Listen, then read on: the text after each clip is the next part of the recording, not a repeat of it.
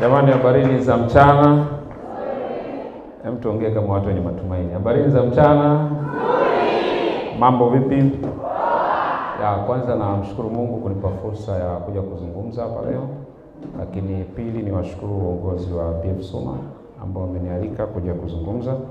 Nikiamini kwamba katika muda mchache tutakaokuwa nao kuna jambo ambalo linaweza likakusaidia ili kuelekea katika ndoto yako. Na mchana nataka nizungumze namna ya kutengeneza maisha unayoyataka. How to create the life you want. Namna ya kutengeneza maisha ambayo unayataka.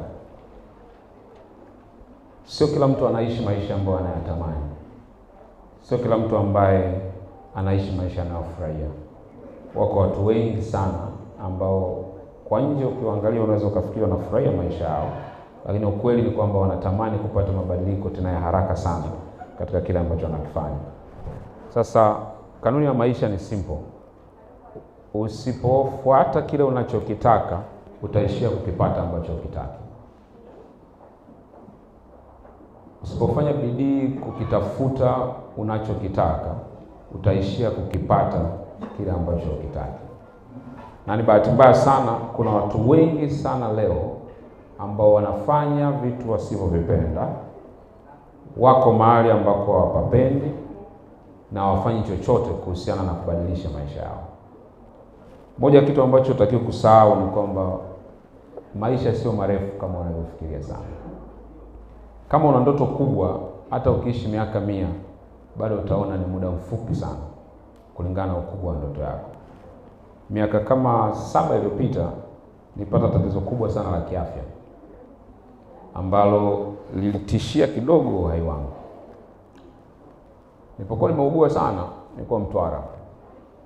Nikapelekwa hospitali, kaniangalia, hali ikawa inazidi kubadilika. Ilipofika usiku, nikawa nimepoteza fahamu na nashindwa kuzungumza. Hali yangu ikawa iko critical. Marafiki na ndugu wakafight, wakanisafirisha kwa ndege kuja Dar es Salaam. Nilipofika nilichukuliwa na ambulance kutoka airport mpaka Muhimbili. Nilizinduka kwa mara ya kwanza nikiwa pale Muhimbili.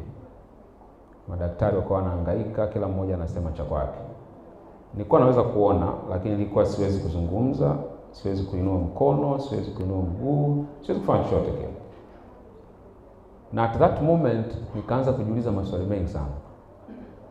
Swali la kwanza ambalo nilijiuliza ni kwamba hivi kama kweli nikiondoka nitakuwa nimefurahi kiwango cha kujitosheleza kwamba niliishi vizuri sana hapa duniani. Lakini swali la pili nikajiuliza,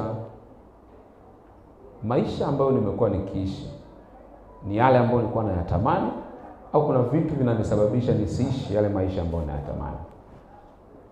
Wakati niko kwenye emergency nikafanya maamuzi kwamba I will not going to settle for less than what I can achieve in life. Sitakubali kuishi chini ya kiwango ya kile ambacho naweza kukifanya. Kwa sababu niligundua kumbe maisha ni split of a second. Unaweza tu kupotea anytime na hautakuwa na second chance ya kufanya kile ambacho umetamani kukifanya. Mwanafalsafa mmoja anaitwa Daniel Emmett 30 huwa mara nyingi wanajiuliza, nikifanya wakishafikisha miaka 35 kuelekea miaka 45 mpaka 50, wanaanza kusema I don't care. Nitaishi vyovyote ninavyotaka, wakisema waseme, wasiposema wasiseme. Wakifikisha miaka 60 wanagundua hakuna mtu aliyekuwa anafuatilia maisha yao. Kila mmoja alikuwa busy na matatizo yao. Usipoweka bidii kutengeneza maisha unayoyataka, utaishia kuishi maisha ambayo hauyataki. Kwa nini watu wanaendelea kuwa vile walivyo miaka nenda rudi? Nitakupa sababu kadhaa. Na wewe ninapozungumza ujitafute katika hizo sababu, uone kama kuna sababu moja hapo. Sababu ya kwanza ni kwamba watu wengi wanafikiri kila mmoja anapitia au yuko kama yeye alivyo. Hii tunaita mass thinking. Watu wengi sana wakiwa kwenye shida na matatizo wanaamini kwamba kila mtu duniani ana matatizo yanayofanana na wao. Wakiwa hawaishi ndoto zao wanaamini kila mtu duniani haishi ndoto yake. Wakiwa wamekata tamaa huwa wanaamini kila mtu duniani amekata tamaa. Ndio maana ni rahisi sana mtu akiwa hana hela akija kwako huwa asemi sina hela. Utasikia anasema siku hizi watu hatuna hela. Anasahau kwamba sio kila mtu kwamba ukweli ana hela. Kwa mass thinking, watu wanafikiri kwamba kila mtu yuko vile wao walivyo, na wanajidanganya kwa kiwango cha kujifurahisha wenyewe. Tunaita self deception. Wanafikiri kwamba wanasema after all kila mtu anateseka huko duniani. After all kila mtu afanya anachokipenda. After all kila mtu ameshakata tamaa. Sio kweli. Kuna watu ambao wanaishi ndoto zao, wanafanya wanachokipenda, wanafurahia maisha, wanapoamka asubuhi they're excited about life. Kwa usije ukafikiri kwamba kila mtu yuko hivyo. Kuna watu wengi sana ambao wameshindwa kufanya vitu vikubwa kwa sababu wanaamini kila mtu yuko kama wao wanavyofikiri yupo. Jambo la pili, kwa nini watu wanaendelea kuwa vile vile walivyo? Ni kwa sababu wanafikiri it is too late. Wanaamini wameshachelewa. Wengine wanaamini wamechelewa kwa sababu ya umri wao. Ukiwashirikisha kitu fulani anasema ningefanya hiki nilipokuwa kijana. Sasa hivi sio, nimeshazeeka. Wanasahau kwamba kuna watu wengi sana ambao waliwahi kufanikiwa kubadilisha maisha yao wakiwa watu wazima sana. Na tunao mifano dhahiri sana. Kwa kuna watu ambao wanaamini kwamba wamechelewa. Ukiwashirikisha anasema mimi tayari na miaka 30. Anasahau kwamba wako kwenye miaka 30 wamefanya mambo makubwa. Mwingine atakwambia na miaka 40, mwingine 50, mwingine 60. Lakini wapo watu ambao wamefanya vitu vikubwa duniani na umri mkubwa sana. Kwa hiyo it is not too late to live your dream. Haujachelewa kuishi ndoto yako. Siku nzuri ya kuishi ndoto yako ilikuwa jana. Siku ya pili nzuri ya kuishi ndoto yako ni leo, unaposikia kitu kinachokufaa kufanya. Sababu ya tatu kwa nini watu wanashindwa kuishi maisha wanayotaka au wanaendelea kuwa vile walivyo, ni kwa sababu ya hofu ya mabadiliko. Fear of change and uncertainty. Wanaogopa mabadiliko. Watu wamezoea kuwa kwenye comfort zone. Wamezoea kufanya vitu walivyovizoea. Wamezoea kuishi kwa namna walivyozoea. Na mara nyingi tunakopi hivi vitu kutoka kwa waliotangulia bila sisi wenyewe kujua. Kwa sababu baba yetu na mama yetu waliishi maisha fulani, na sisi tunajikuta tuko kwenye huo mkumbo wa namna wao walivyoishi bila kujiuliza maswali ya msingi kwamba je, ni lazima niishi kama wao walivyoishi? Ni lazima nifanye kama wao walivyofanya? Ukitaka kujua mabadiliko ni magumu sana kwa mwanadamu, jikague hata wewe mwenyewe kwanza. Angalia pale chumbani kwako, ni mara ya mwisho lini ulibadilisha mwelekeo wa kitanda chako? Tangu siku ulipohamia kinaelekea upande mmoja tu. Na hujawahi kubadilisha. Mpaka uhame, kienda nyumba nyingine ndio unabadilisha. Ndio unajua kwamba mabadiliko sio rahisi kama unavyoweza kufikiria. Sasa watu wengi wanaogopa mabadiliko. Wasichokijua ni kwamba gharama ya mabadiliko ni ndogo sana kuliko faida unazozipata unapoamua kubadilika. Sasa watu wengi wanashindwa kuishi maisha wanayotaka kwa sababu ya fear. Wanaogopa. Na fear ziko nyingi sana, hofu ziko nyingi. Kuna watu wana hofu ya kupoteza. Ana kitu anacho, anaamini ndio bora zaidi. Ndio amefika kwenye ile eneo. Sasa nikipoteza hichi kitu nitapata wapi kingine? Kuna watu wana hofu ya kuchekwa tu na jamii. Anajua anachokifanya sio sahihi. Anajua maisha anayoishi hayapendi, lakini anasema nikifanya, what if wakianza kunicheka? What if wakianza kuniuliza maswali? Usichojua ni kwamba kila mtu ana hatima yake ambayo wewe unatakiwa kuipigania kwako bila kujali wengine wanasema nini kuhusiana na hatima yako. Jambo la 4, kwa nini watu wanaendelea kuishi walivyo hata kama kuna fursa za kuwabadilisha kwenye maisha yao, hata kama wana uwezo, wana potential? Hawajui nini wanatakiwa kufanya. Wapo watu ambao wanataka kubadilika, lakini hawajui wafanye nini. They don't know. Anakwambia mimi nataka kubadilika. Nataka kutengeneza pesa zaidi. Nataka niwe mfanya biashara mkubwa. Nataka maisha yangu yabadilike. Lakini hajui afanyeje. Kuna tofauti ya kujua ufanye nini na kujua ufanyeje unachokitaka. There is what you need to do and there is how you have to do it. Kuna watu wengi ambao hawajui wafanyeje kutoka pale walipo. Sasa mafunzo kama haya yanakusaidia, nitaeleza baadaye. Kuna vitu ambavyo unaweza ukavifanya ukabadilisha maisha yako. Kwa kama uko hapa unatamani, unasema mimi natamani kweli kubadilisha maisha yangu. Wako watu hata katikati yetu ambao pengine waliwahi kuwa kama wewe. Hata mimi pengine niliwahi kuwa katika sehemu ambayo wewe leo upo. Lakini kuna vitu ambavyo ukivifanya maisha yako yanabadilika. Na maisha yanaongozwa na kanuni. Maisha yaongozwa na bahati nasibu. Yanaongozwa na kanuni. Ukifuata kanuni utapata matokeo. Usipofuata kanuni hautapata matokeo. Kwa hiyo kuna watu ambao wanatamani, anakwambia wana zile wish. Hata mwaka huu wakati unaanza kuna watu waliandika matamanio yao mengi sana. Mwaka huu utakuwa ni mwaka wangu wa kufanikiwa sana. Mwaka huu nitafanya hivi. Sasa matamanio kama hujui namna gani ya kuyakamilisha, maana utaendelea kubakia hivyo hivyo kila mwaka. Namba 5, kwa nini watu wanabakia vile walivyo wabadiliki? Ni kwa sababu hawajachukia kiwango cha kutosha vile walivyo. Hawajachukia kiwango cha kutosha vile walivyo.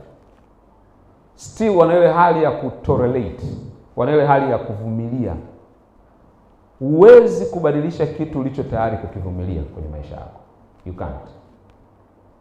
You can't change what you are ready to tolerate. Huwezi.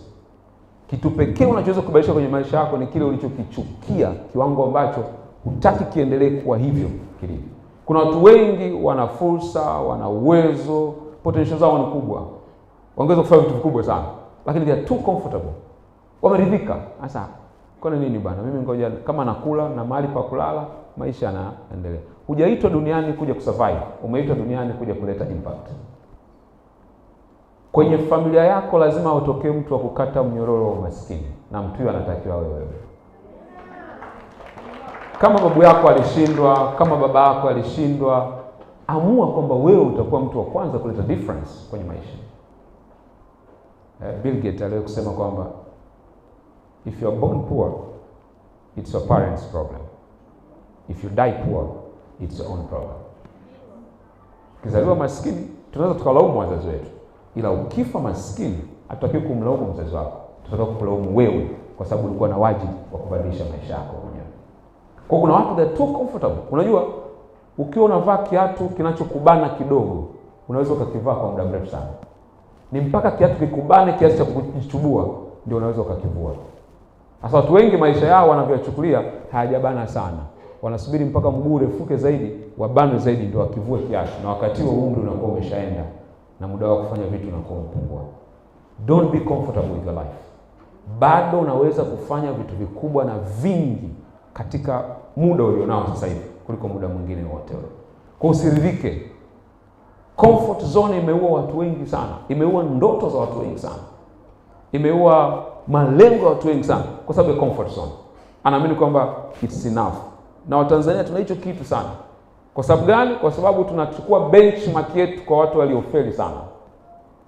Kwa hiyo yeye akiwa na pikipiki, kwa sababu kijijini kwake tajiri alikuwa na basikeli, tayari ni tajiri kwenye standard yake.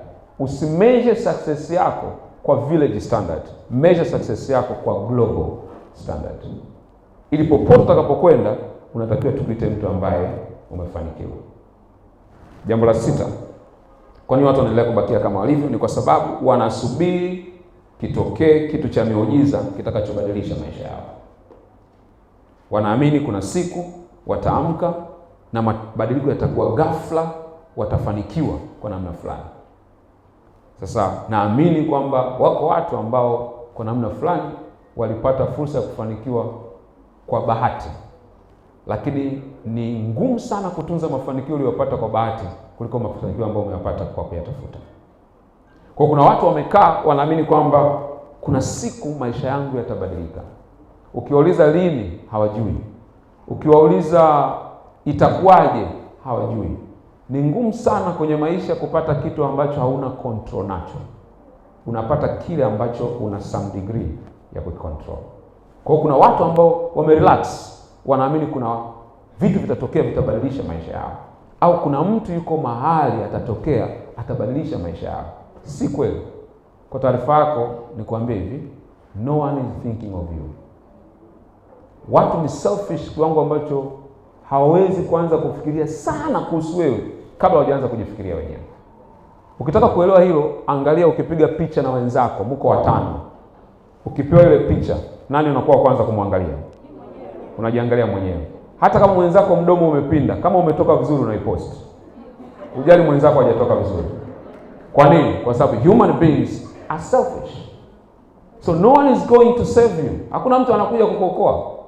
You are the CEO of your own life. Wewe ni mkurugenzi wa maisha yako mwenyewe. Kama utake responsibility, hakuna mtu atachukua responsibility kuhusiana na maisha yako. Utalaumu wanasiasa, utalaumu serikali, utalaumu wazazi, utalaumu majirani, utalaumu marafiki wa kusaidia, lakini at the end of the day wewe una wajibu kwa maisha yako mwenyewe. Ndio maana unakuta watu wanalaumu sana watu. Sema huyu amefanya hivi aje nisaidie. Huyu sawa, tunatakiwa kusaidiana, lakini at the end of the day ni maisha yako binafsi. Ni maisha yako wewe mwenyewe. Utaendelea kulaumu watu mpaka lini? Take step, take action. Fanya kitu ambacho kitabadilisha maisha yako. Tunaelewana vizuri jamani? Kwa kuna watu wengi ambao hawabadiliki kwa sababu wanaamini kuna mtu yuko mahali atakuja atawasaidia, kuna savior yuko mahali atakuja atawatoa kwenye matatizo yao. No. Kama wazi mwenyewe, au chukui hatua mwenyewe. Ngoja nikwambie, watu wanakuja kukuassist. Ili umuassist mtu, umsaidie mtu, maana lazima kuna kitu wao anafanya, sio? Ukisema namsaidia, maana kuna kitu tayari anakifanya. Kwa kama unataka watu wakusaidie, maana lazima kuwe kuna kitu ambacho tayari unaanza kukifanya. Jambo la 7, kwa nini watu wanashindwa kuishi maisha wanayotaka, kwa nini wanabakia vile walivyo? Ni kwa sababu wamepoteza confidence kuhusiana na uwezo wao. Wamepoteza hali ya kujiamini. Wamepoteza hali ya kujiamini. Wamepoteza hali ya kuamini kwenye maono yao. Wamepoteza hali ya kuamini kwenye ability walionayo, uwezo ambao wanao. Hawajiamini tena. Na viko vitu vingi sana ambavyo vinaua hali ya watu kujiamini. Wa kwanza ni wazazi wetu. Research inaonyesha mtoto mdogo anapozaliwa mpaka anafikisha miaka 5 anakuwa ameambiwa neno hapana au hauwezi mara 40. Na anakuwa ameambiwa neno unaweza au ndio mara 5000. Kwa maana yake tunaambiwa negative mara 8 zaidi kuliko maneno ambayo ni positive. 95% ya mawazo yako ni negative thoughts. Inahitaji nguvu kubwa sana kujibadilisha kwa mtu ambaye unafikiria positive. Kwa kuna watu wameambiwa maneno mengi sana. Wazazi wao, wengine wameambiwa na wewe hatukukutarajia ulitokea tu. Wengine wanasema tumekula loss, yani tumekusomesha hamna kitu tena. Yale maneno yanaweza kuongelewa kwa dakika moja, lakini anaweza kukuathiri your lifetime. Kuna watu wameuoa confidence zao na walimu wao. Alifeli mtihani kidogo, akaambiwa ni mbumbumbu. Akaambiwa wewe yani katika vilaza wa darasa hili na wewe ni mmoja wao. Na wao wakakubali mawazo na maneno ya watu wengine ya wadefine wao ni nani. Na leo wakitembea wanatembea sawa sawa na maneno ambayo walikuwa wameambiwa. Kuna wengine ni partners wao, wenzi wao. Kama ni mpenzi au mke au mume, anamwambia tu, anambia yani wewe useless kabisa. Na anachukua hilo neno analibeba, anapata negative labeling, anaamini hicho. Kwa kuna watu wengi ambao si kwamba hawana uwezo mkubwa, wana uwezo mkubwa sana, ila wameua uwezo wao wa kujiamini kwa sababu kuna kitu waliambiwa. Kuna watu kwenye maisha tunawaita authority figures. Aina ya watu ambao wewe unawaamini na unawasikiliza sana. Wa kwanza ni mzazi wako, mwalimu wako, kiongozi wako wa dini na partner wako. Hawa wanaweza kuua ndoto yako kabisa kwenye maisha yako. Kwa kama wameongea vitu negative na usipovishughulikia, utashangaa kuna self-limiting belief. Kuna vitu hauamini kama unaweza kuvifanya. Si kwa sababu hauwezi kuvifanya, ila kwa sababu umeaminishwa hauwezi kuvifanya. Kwa sababu wakati mwingine kwenye maisha, anayeshinda au anayefanikiwa sio mwenye nguvu nyingi, wala sio mwenye elimu kubwa, wala sio mwenye uwezo mkubwa sana. Wakati mwingine factor muhimu sana ni confidence, kujiamini. Ndio maana simba sio mnyama mrefu kuliko wote mwituni. Twiga ni mrefu kuliko simba. Sio mnyama mwenye uzito mkubwa kuliko wote. Tembo ana uzito mkubwa kuliko simba. Sio mnyama mwenye kasi kuliko wote. Cheetah ana kasi kuliko simba. Kinachomfanya simba awe simba ni confidence, kwamba yeye anamla kila mtu na yeye hawezi kuliwa. Kwa akiamka asubuhi, kila anayemuona anamuona ni chakula. Wakati wengine wakimuona simba wanajiona wao ni milo. Kwa hiyo hata kama ni mdogo kuliko wanyama wengine, ana uzito mdogo, wamemzidi wanyama wengi, anaweza kumwangusha tembo na akamla. Anaweza kumwangusha twiga na akamla. Kwa nini? Confidence yake. Kwa ukiua confidence ya simba, hakuna simba. Na wewe vivyo hivyo, kuna confidence imeuawa ndani yako inayokufanya usiamini kama kuna vitu unaweza ukavifanya. Kuna mtu mmoja, mwanamuziki mmoja kule Marekani, alikuwa anaamini sana anaweza kuimba. Alikuwa mwanamuziki wa jazz. Na siku moja akawa ameenda kwenye audition. Alipofika kwenye audition, alivyoimba, yule wanaofanya audition wakamwambia, kwa unavyoimba you cannot make a great artist. Huwezi kuja kuwa mwimbaji mkubwa sana. Alivyorudi nyumbani kwake alikuwa anakaa ghetto na rafiki zake. Wakamuuliza, vipi? Wamesemaje? Akasema, majaji wamesema siwezi nikaimba. But what I know, there's music in me. Ninachojua ni kwamba nina muziki ndani yangu. Na mpaka anakufa alitoa album zaidi ya 10 ambazo aliimba jazz. Na alishapata awadi nyingi sana. So wakati mwingine sio sana watu wanasema nini. Cha muhimu zaidi wewe mwenyewe unajiambia nini. Ndio maana huwa nawaambia watu milioni 1 wakakuimbia unaweza. Wewe mwenyewe ukisema uwezi, hautaweza. Watu milioni 1 wakakupigia makelele usiku na mchana, hauwezi. Wewe kila siku ukiamka unasema naweza. Watashangaa umeweza kile ambacho unataka kufanya. Kwa hiyo unachotakiwa ni kwamba you have to build your own confidence. Dunia imejaa negativity kuanzia asubuhi mpaka jioni. Lazima ufanye kitu cha ziada kujilisha kitu ambacho kinaweza kukufanya ujiamini. Kama unanielewa, hebu jipigie makofi kidogo. Sasa kuna mambo matatu ambayo nitamaliza nayo. Ufanye nini? Unahitaji kufanya nini? Kuna vitu simple ambavyo nataka nikuambie ambavyo unatakiwa kufanya. Vitu hivi mimi nilivitumia pia na naendelea kuvitumia kama sehemu ya kutimiza baadhi ya malengo kwenye maisha yangu. Cha kwanza, amua unachotaka na weka muda. Decide what you want or what you want to become and set deadline. Amua unachotaka. Clear kabisa. Unataka kuwa nani? Unataka kuachieve nini? Unataka kufika wapi? Mafanikio kwako tafsiri yake ni nini? Kwa sababu mafanikio yako not necessarily yamaanishe pia mafanikio yangu. Wewe ukisema nimefanikiwa, tafsiri yako ni nini? Kwa lazima uamue unachotaka. Watu wengi sana hawajui wanachotaka kwenye maisha yao. Na mara nyingine wanafikiri wanajua, lakini ukiwaambia waandike, namna nzuri ya kupima kujua unachokitaka, jipe zoezi la kuandika sentensi moja, unataka kuwa nani. Ndio utajua kama unajua au bado haujui. Sentensi moja. Saikolojia inasema mtu ambaye yuko clear kwenye kitu anachokitaka ni yule ambaye anaweza kumwambia mtoto wa miaka 8 anachotaka. Mtoto wa miaka 8 akaenda kumwambia mtoto wa miaka 8 mwingine, na yule mtoto wa miaka 8 mwingine akarudi kwake akamwambia kile kitu cha kwanza alichokisema bila kitu chochote kubadilika. Hapo ndio utajua una clarity ya kitu unachokitaka. Watu wengi sana wamekaa undecided, hawajui wanataka nini. Wasijue ni kwamba muda huwa hausubiri mpaka wewe uamue. Kama hujaamua, maisha yanaendelea. Ukitaka kujua kwamba uwezo wa watu wengi kuamua wanachotaka ni mdogo, ukipata mgeni nyumbani muulize anakunywa soda gani. Wao wanajibuje? Yote. Yaani hata soda anashindwa kuamua, hatima yake ataiweza? Na watu wengi wa namna hiyo. Small decisions. Anaweza kaambiwa, sasa tukutane kesho, anaulizwa utakuja saa ngapi? Anasema muda wote niambie. Hiyo inaonyesha level yako ya ku make decision ni ndogo sana. Na itakusumbua kwenye vitu vingi sana. Unaweza kuona kama ni kitu cha kawaida kabisa. Kwa sababu kwenye lifetime yako unafanya maamuzi zaidi ya 700,000. Na research inaonyesha almost half of them yanakuwa ni maamuzi ya kujutia. Kwa sababu mwisho wa maisha hautajutia kwa mambo uliyoyafanya. Nisikilize vizuri. Utajutia zaidi kwa mambo ambayo hukuyafanya. Mwisho wa maisha yako. Opportunities ambazo hukuzichukua. Vitu ulivyokuwa unaweza kufanya ambavyo maumivu makubwa zaidi sio ya vitu ulivyovikosea. Maumivu makubwa zaidi ni ya vitu ambavyo ulikuwa na uwezo kuvifanya na ukuweza kuvifanya. So, amua unataka kuwa nani. Amua unataka kupata nini. Na sio hivyo tu. Amua unataka kuwa nani lini. Unataka kupata kitu gani lini. Set deadline. Kwa nini muhimu? Kwa sababu ubongo wako unafanya kazi katika level ya juu unapokuwa na deadline. Siku zote. Ndio maana shuleni unaweza ukasema hii topic sijaelewa, na swali likija sitalijibu.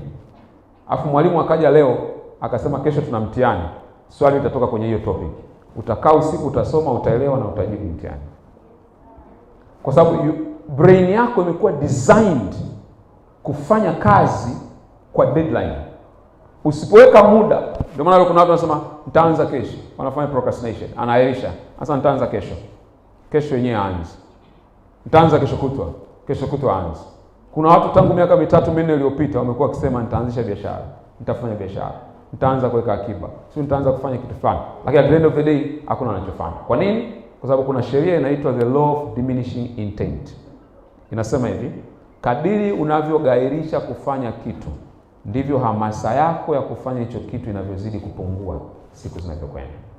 Ndio maana muda mzuri wa kufanya kitu ni ule muda ambao una energy ya kufanya kitu. Ukiahirisha tu, utakuta kesho uweze ukifanya tena. Kwa amua, unataka kuwa nani? Unataka upate nini? Na weka deadline, weka date kabisa. Siku fulani, mwezi fulani, hiki ndicho nataka. It works a lot. Huwezi kuona fursa kama hujaamua unataka kuwa nani na unataka nini. Kwa sababu kwenye maisha hauoni vitu vilivyopo, unaviona vitu unavyovitafuta. Nitakupa mfano mdogo sana. Ukitaka kununua aina fulani ya gari au unalipenda, very automatic ukiwa unapita barabarani utaona aina hiyo ya magari yako mengi sana yanapita. Kuna mtu ameshakutana na hicho kitu? Je, hayo magari hayakuwepo? Yalikuwepo.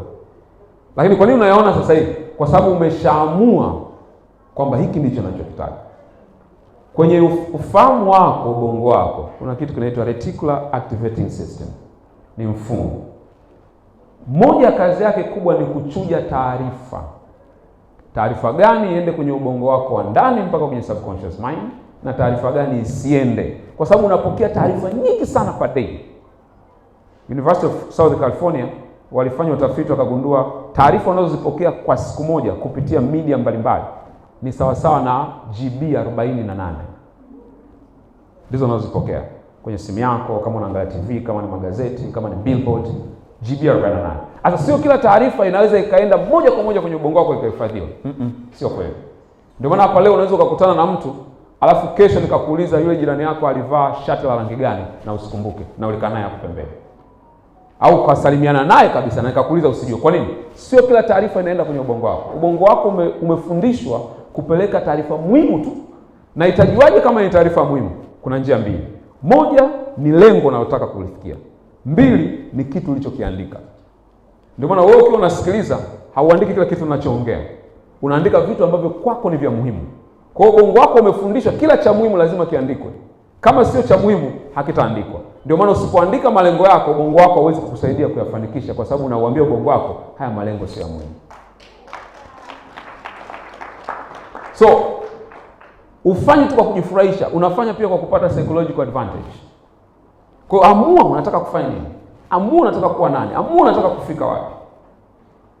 Jana tulikuwa na training, nikamwambia wakati nataka kuacha kazi UN, niliandika tarehe fulani mwezi fulani ndio nitaondoka. Na bahati nzuri nikafanikiwa kuondoka before. Unataka financial freedom, uhuru wa kifedha ambako passive income yako itakuwa inajitosheleza kwa kufanya uishi hata bila kufanya kazi. Lazima uwe na tarehe. Hata mimi ninayo, sijafikia hiyo leo. Lakini ninaelekea. Ambapo hata nikiamua nisifanye chochote, naweza nikasomesha watoto wangu, naweza nikaendesha gari ninalotaka, naweza nikaenda mahali ninakotaka, anything. Lakini haiwezi kuja yenyewe.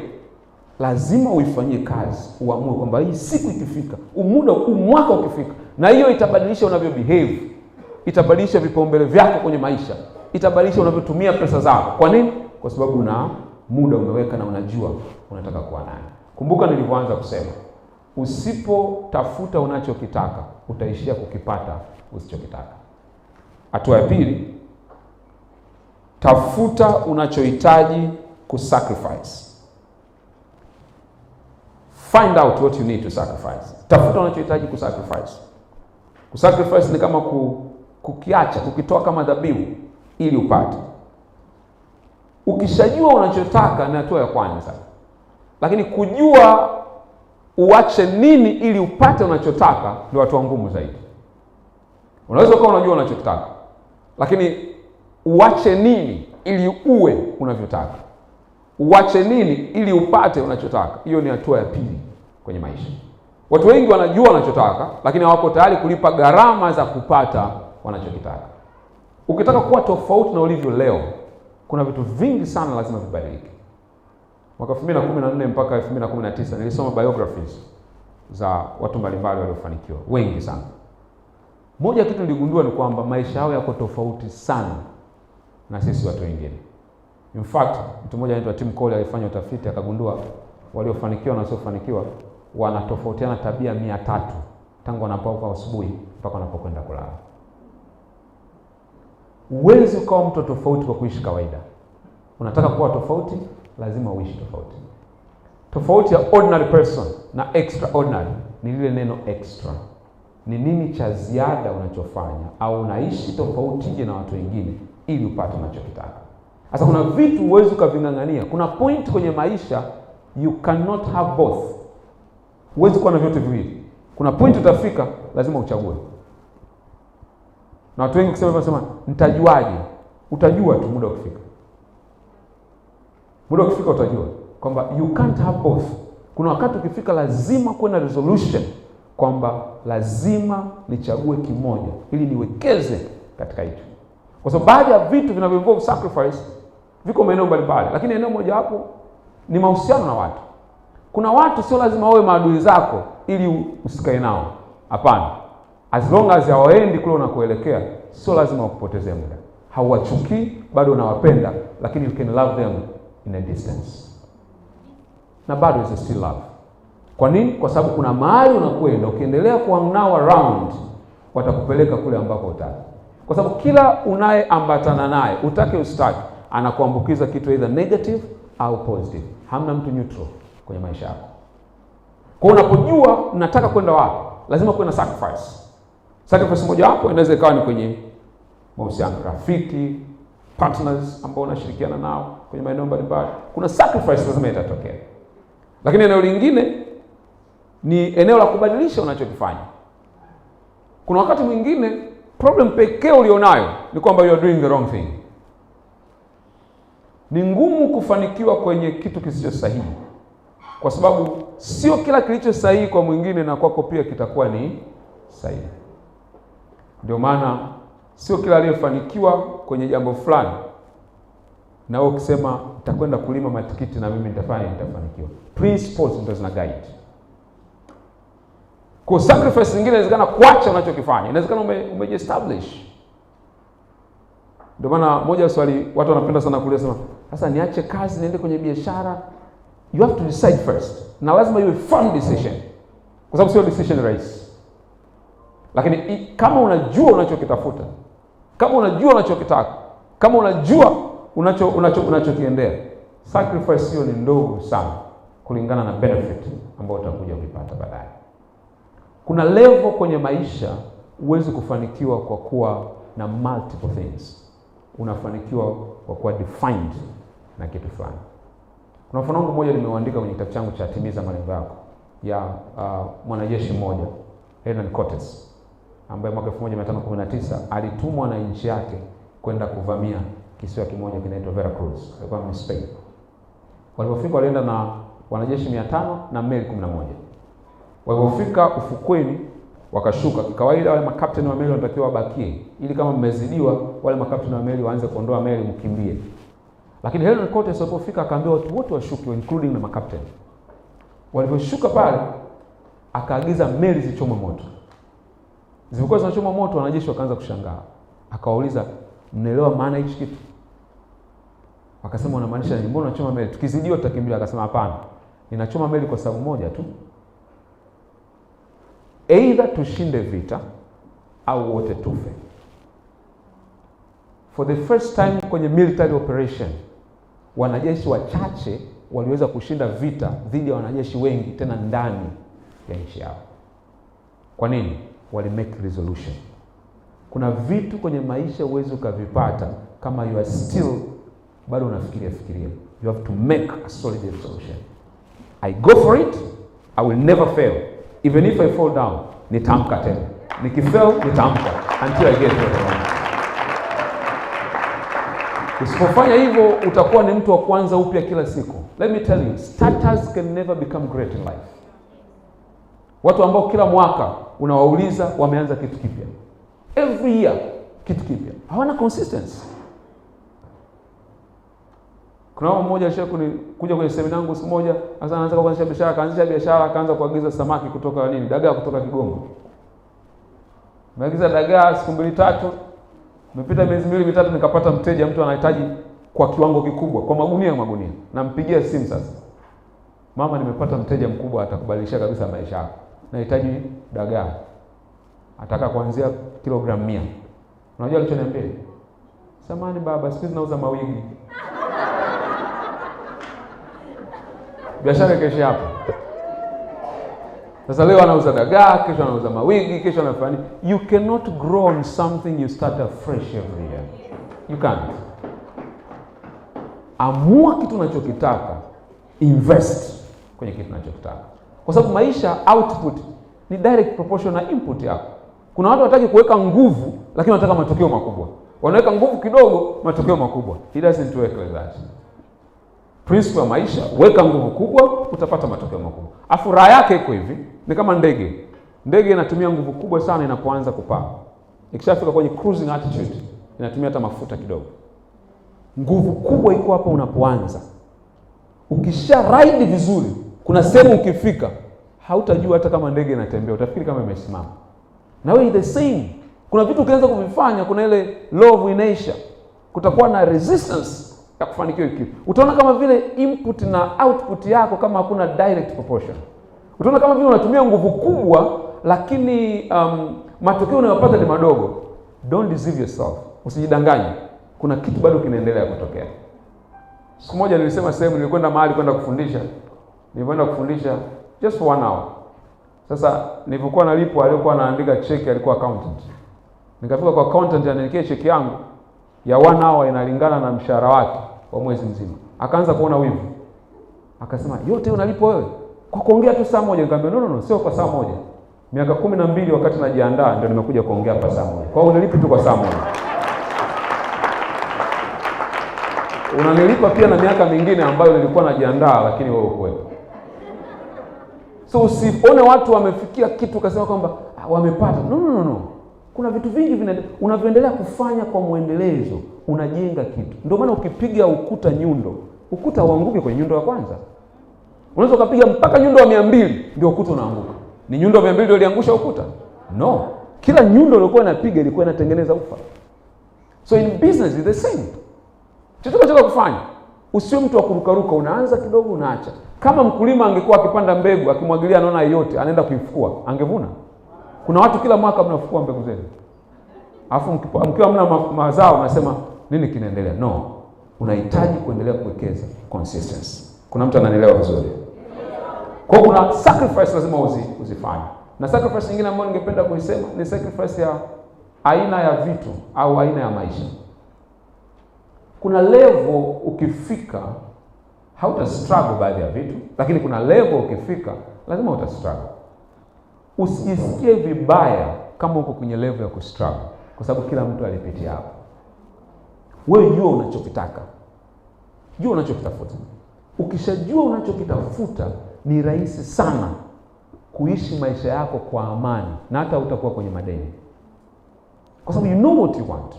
Mimi wakati niko UN nilikuwa naendesha Toyota Corolla. Wako wananicheka sana, wananitania na nini. Lakini nilikuwa na save 40% of my salary. Kwa nini? Nilikuwa na goal. So, kila wakati kwenye maisha kuna stage. Jana tulikuwa tunashare nikamwambia, ukienda stage ya juu zaidi ya uwezo wako, lazima utarudi chini. Lazima utarudi chini. Kwa sababu issue sio kuattain, issue ni kumaintain. If you can't maintain it, that means you've got no ability to own it. So, kuna sacrifice ambazo utazifanya, watu watakushangaa.